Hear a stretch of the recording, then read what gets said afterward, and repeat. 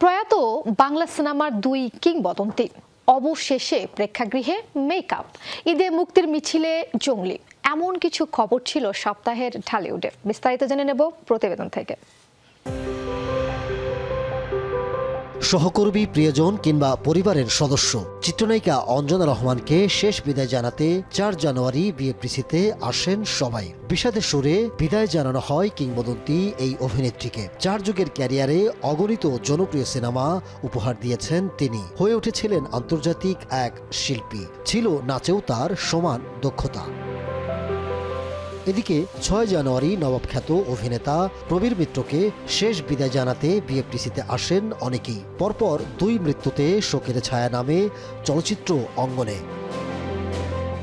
অন্যদিকে প্রেক্ষাগৃহে মুক্তি পেল মেকআপ।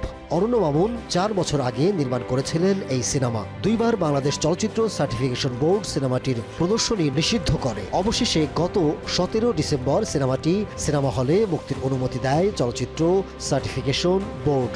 এবার সেই সিনেমা এসেছে প্রেক্ষাগৃহে। অভিনয় করেছেন তারিক আনাম খান, জিয়াউল রোশান সহ অনেকে। পাশাপাশি জানা গেছে সিয়ামের জঙ্গলি সিনেমার মুক্তির তারিখ।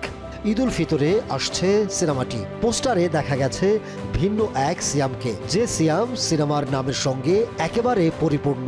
তামাটে মুখমণ্ডলে, ময়লাটে দাড়ি, এলোমেলো চুল, জিহ্বায় লেগে রয়েছে তাজা রক্তের ছাপ, চোখে বুনো উল্লাস, যেন পুরোই জঙ্গলি। Ahmed Tawkir, showbiz tonight.